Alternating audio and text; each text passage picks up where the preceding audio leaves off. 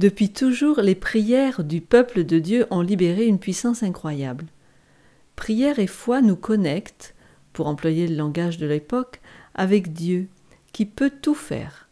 Dans toutes les Écritures, Dieu a produit des miracles pour sauver son peuple et répondre à leurs prières.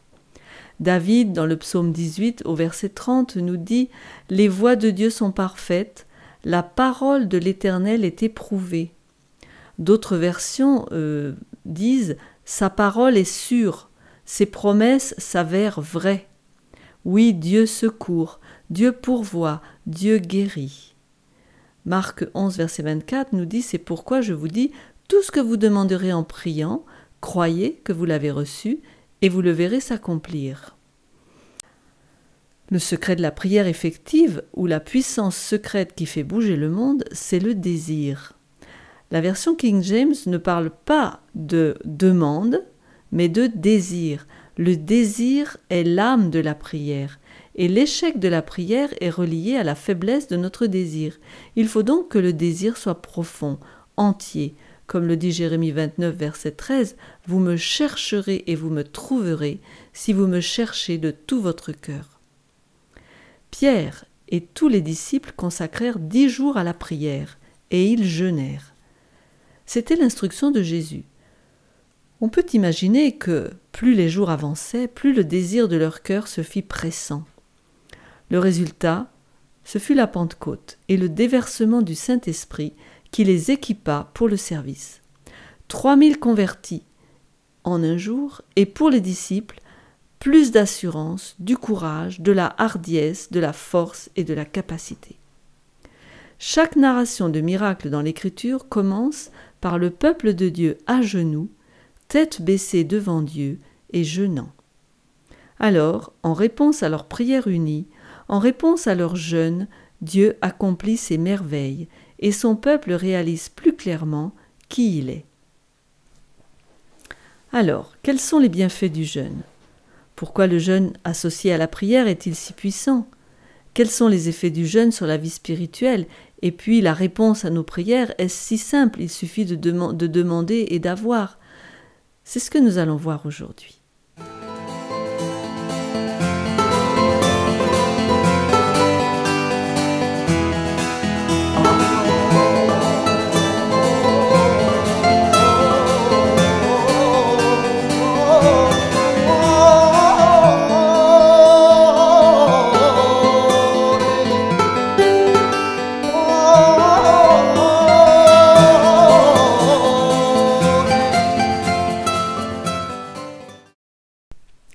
Prière et jeûne.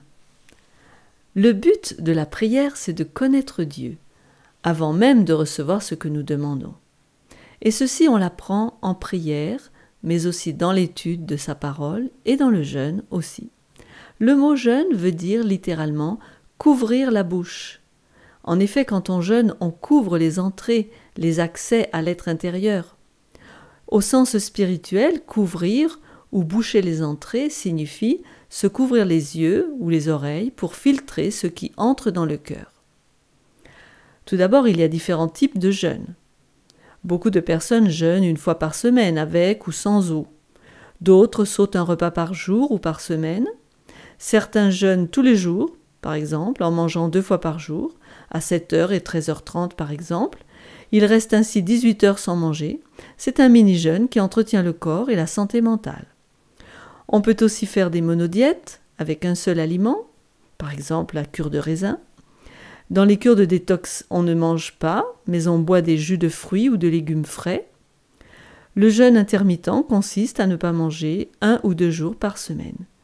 Et puis il y a ceux qui jeûnent plus longtemps, mais ceci n'est pas requis pour la prière. Et pour de longs jeûnes de 30 à 40 jours, nous conseillons de consulter un praticien de santé, c'est beaucoup plus prudent. Le jeûne, c'est comme une bombe atomique qui ajoute une nouvelle puissance à la vie. Une des intentions du jeûne est d'éliminer les influences séculières. On veut aussi bénéficier de temps, car, et c'est un élément vital du jeûne, on va consacrer plus de temps à la prière. Jeûner, prier, étudier la Bible vont construire nos muscles spirituels et l'on peut s'attendre à des résultats. Alors pourquoi jeûner? Quelle en est sa valeur? En quoi le jeûne amplifie-t-il la prière? Voici quelques pistes. Quand on prie, on se saisit de l'invisible. Quand on jeûne, on écarte le visible, c'est-à-dire on le met de côté.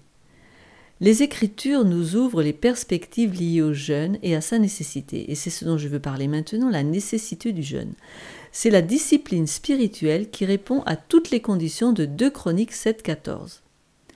Si mon peuple sur qui est invoqué mon nom s'humilie, prie et cherche ma face, et s'il se détourne de ses mauvaises voies, je l'exaucerai des cieux, je lui pardonnerai son péché et je guérirai son pays.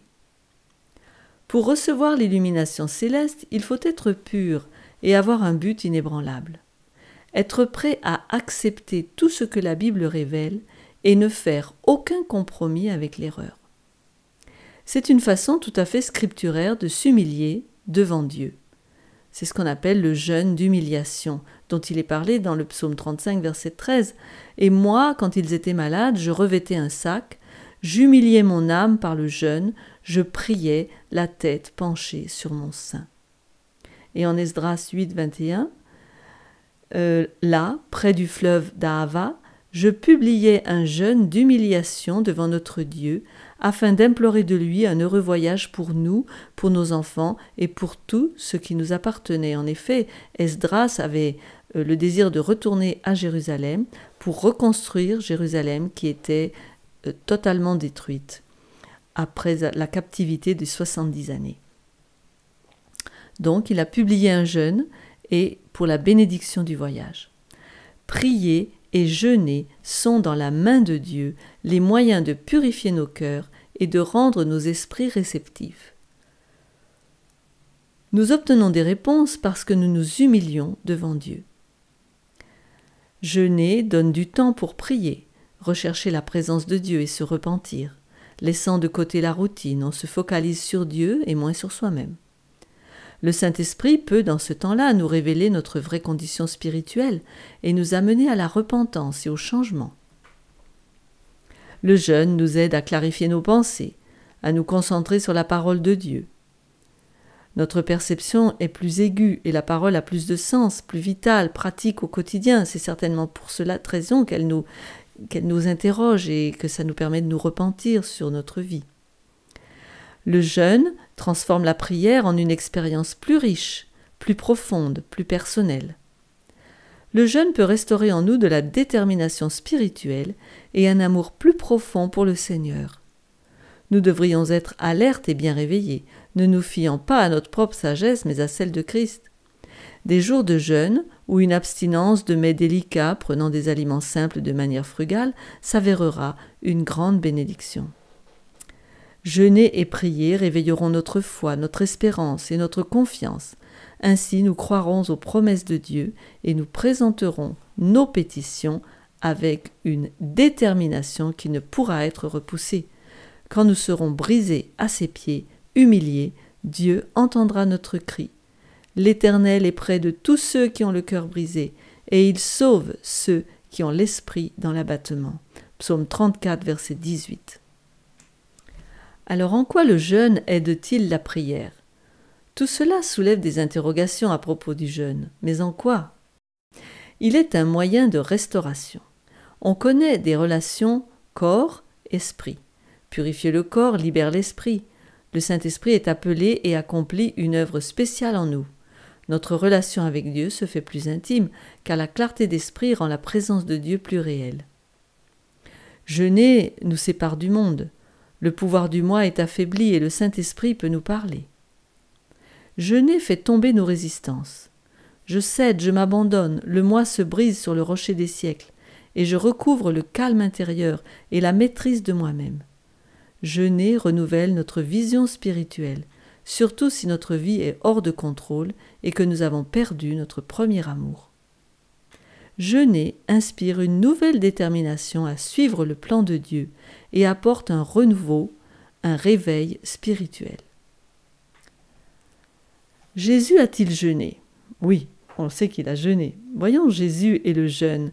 Il a passé 40 jours et 40 nuits à jeûner et prier au début de son ministère, pour une raison bien précise. Notre rédemption a commencé et devait commencer à l'endroit même où avait commencé notre ruine. En Éden, le couple céda à la tentation de l'appétit et Christ eut la victoire sur l'appétit en y renonçant. Alors Jésus, Matthieu 4, versets 1 et 2, fut emmené par l'Esprit dans le désert pour être tenté par le diable. Après avoir jeûné 40 jours et 40 nuits, il eut faim. Le nombre 40 est intéressant. Il a une signification spéciale dans la Bible. Il est utilisé 146 fois. Il représente souvent une période de test, d'épreuve, de châtiment. C'est comme cela que l'ont compris les érudits juifs. 40 est en rapport avec l'humilité ou l'humiliation. Celle-ci est nécessaire pour apprendre de nos erreurs. On peut en citer quelques exemples, il y en a énormément. Moïse, 40 ans en Égypte, 40 ans dans le désert de Madian, 40 jours et 40 nuits sur le mont Sinaï, pour recevoir les tables de la loi et prier. 40 jours pour les espions qui investiguèrent le pays de Canaan. 40 ans dans le désert pour Israël.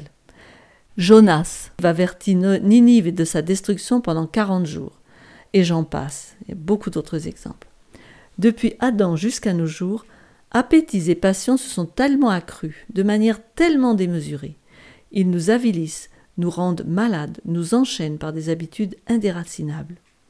Jésus en a triomphé pour l'humanité, en se soumettant volontairement à la plus rude épreuve, l'humiliation la plus profonde. Il a porté nos iniquités et nos souffrances là, dans un désert aride, plein de bêtes sauvages, pendant 40 jours et 40 nuits. Par amour pour nous, il exerça une maîtrise plus forte que la faim ou la mort. C'est grâce à ce long jeûne qu'il trouva la force de supporter l'épreuve des 3 tentations du malin. Oui, céder à l'appétit entraîne la débilité physique et émousse les organes de la perception, nos 5 sens, de telle sorte que la vie spirituelle, morale, est affaiblie. On peut considérer cette dégradation du corps volontaire, ce manque de respect pour le temple de l'esprit, comme un péché. Jeûner va apporter la détoxification salutaire, enlever la congestion cérébrale, clarifier l'esprit de sa confusion. La volonté en est fortifiée et c'est ainsi qu'on arrive à la repentance. Jeûne et guérison. Parce que manger est devenu une forme de récréation, un divertissement et une activité facilitant la vie sociale, on a presque entièrement oublié l'importance de ne pas manger. Il existe une relation intime entre la nourriture et la santé, et pour l'ignorer, nous sommes devenus victimes d'une longue liste de maladies contemporaines sans remède. Jeûner est un vieux remède qui marche toujours même au XXIe siècle. Le jeûne et ses effets. Il s'agit d'un repos digestif qui favorise l'auto-guérison. La guérison naturelle est spontanée et possible par l'élimination des poisons et toxines, ce qu'on appelle la détoxification, et par le rééquilibrage de la biochimie cellulaire, c'est-à-dire la nutrition. Donc il faut éliminer, nettoyer et nourrir de manière adéquate pour que le corps retrouve ses capacités de fonctionnement normaux. Remarquez que ces principes physiques sont justes sur le plan spirituel. On nettoie l'âme de ses fautes, de ses péchés par la repentance, et on nourrit l'âme par la parole de Dieu. Le jeûne effectue un nettoyage profond dans tous les systèmes et organes, et en particulier dans le cerveau, qui est la capitale du corps. Le cerveau, siège de nos activités pensantes et spirituelles, est congestionné, surchargé de poisons qui empêchent la circulation normale des influx nerveux et même du sang. On se retrouve avec de la confusion mentale et même des troubles mentaux. Alors, les effets physiologiques du jeûne, je n'en citerai que quelques-uns. Mon propos n'est pas de parler du jeûne particulièrement, mais de parler plutôt de sa relation avec la vie spirituelle et la prière. Puisque digérer réclame 1200 calories, ne pas manger libère cette énergie pour faire autre chose. Réparer, reposer, guérir et penser et réfléchir. C'est la raison pour laquelle, quand on est malade, il est préférable de jeûner. Et c'est aussi le but du jeûne pour la prière. On veut de l'énergie, de la clairvoyance.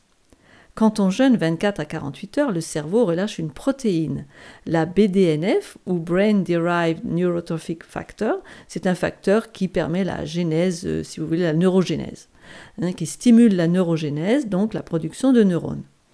Bonne nouvelle pour tous ceux que les maladies dégénératives du cerveau guettent. En effet, en s'abstenant de nourriture régulièrement, on fait de la prévention de ces maladies qui font peur, Alzheimer, Parkinson, démences diverses. Jeûner donc améliore la fonction cognitive et diminue ou entrave l'apparition des plaques amyloïdes ou plaques séniles qui sont justement en cause dans ces maladies comme la maladie d'Alzheimer. Jeûner est un facteur de regain de vigueur et d'acuité intellectuelle et psychique. Jeûner aide à changer ses habitudes, car grâce à la plasticité nerveuse, de nouveaux chemins neuronaux peuvent se former par la répétition et on peut acquérir ainsi de nouvelles habitudes de penser et d'agir. Je ne fais là que lancer quelques pistes de réflexion et de recherche, d'investigation pour acquérir une meilleure santé à la fois physique et mentale. Alors maintenant, dans 1 Thessaloniciens 5, verset 17, il nous est dit de prier sans cesse. Que veut dire ce texte ? Ce texte nous encourage à prier sans cesse. Mais s'agit-il de se mettre à genoux à longueur de journée ? Ou bien est-ce un état d'esprit ou un état de pensée ? Depuis la chute des humains, ils sont coupés d'avec Dieu. Le péché a brisé la connexion entre le ciel et la terre. Fini le dialogue face à face avec le trio divin. Tout l'environnement a soudainement changé. Ils eurent peur, ils commencèrent à se blâmer l'un l'autre, vous vous rappelez, et l'on connaît la suite de l'histoire. Crimes, vengeance, violence, émotions négatives, disputes, faux discours intérieurs, dépression, tristesse et bien d'autres sentiments et émotions négatives. Ce sont donc des pensées toxiques qui coupent la communication avec le ciel. Nous sommes centrés sur ces problèmes. Pour nous guérir, Dieu nous dit de prier, de rétablir la communication, car ainsi nous nous mettons en relation avec le ciel où tout est paix, pureté, et nous pouvons comprendre mieux qui nous sommes et qui il est, lui. Écoutez cette phrase. Les nerfs cérébraux qui communiquent avec l'ensemble du système constituent le seul moyen par lequel le ciel peut communiquer avec l'homme et influer sur sa vie intime. Tout ce qui perturbe la circulation des courants électriques dans le système nerveux affaiblit les forces vitales et engourdit les sensibilités de l'esprit. Phrase très intéressante. C'est à nous de nous mettre dans les dispositions qui permettront à Dieu de nous atteindre, puisqu'il communique par notre système nerveux. Jeûner et prier sont les moyens de retrouver la relation intime avec Dieu par ce biais. Ces activités nous rendent plus alertes, plus conscients de la réalité divine et nous enhardissent pour demander avec ferveur la visite et la bénédiction divine. Nous nous plaçons dans l'atmosphère, l'environnement céleste, protégés dans les bras célestes, dans le cercle d'amis du ciel. Dans cette prière incessante, nous gagnons la victoire sur nous-mêmes et toutes les forces d'en bas, et nous pouvons être plus que vainqueurs par Jésus qui nous fortifie. Éphésiens 6,13 nous dit « C'est pourquoi prenez toutes les armes de Dieu, afin de pouvoir résister dans le mauvais jour et tenir ferme, après avoir tout surmonté. » Oui, on a bien besoin d'être fortifié, car on n'est pas si solide que cela. Résister à l'ennemi, c'est difficile, il nous faut toutes les armes de Dieu, et le jeûne en est une. C'est en fait l'esprit de dévotion, de prière qui nous anime tout le jour. C'est cela, prier sans cesse. C'est marcher en présence de Dieu, le cœur axé sur les choses spirituelles. C'est prier pour soi-même et pour les autres, élever le cœur vers Dieu tout en faisant ces activités. On peut demander quand on est tenté, déprimé, inquiet. On peut appeler au secours. On peut prier pour les autres, ceux que Dieu met sur notre cœur. On demande grâce et énergie du Saint-Esprit pour accomplir la parfaite volonté de Dieu. C'est cela, prier sans cesse. La puissance de la prière d'intercession. J'aimerais m'intéresser à ce sujet maintenant. Quand la reine Esther fit publier un jeûne de 3 jours afin d'intercéder auprès de Dieu en faveur de son peuple Israël, le peuple s'unit dans la prière pour elle afin qu'elle obtienne la sagesse pour intervenir auprès du roi, son époux.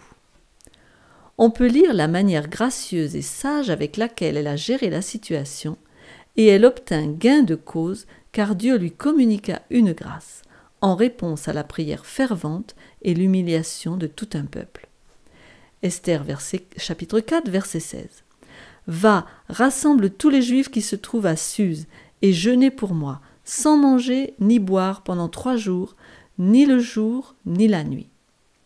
Moi aussi je jeûnerai de même avec mes servantes, puis j'entrerai chez le roi, malgré la loi, et si je dois périr, je périrai. » La prière d'intercession pour les autres est un puissant exercice de notre pouvoir à croire que Dieu l'entendra et y répondra. Et il a entendu le peuple d'Israël qui s'est joint à Esther pour prier pour la libération du peuple. Autre élément intéressant dans la parabole de l'ami de minuit. Nous parlons de la prière d'intercession. Luc 11, de 5 à 8, nous raconte une parabole.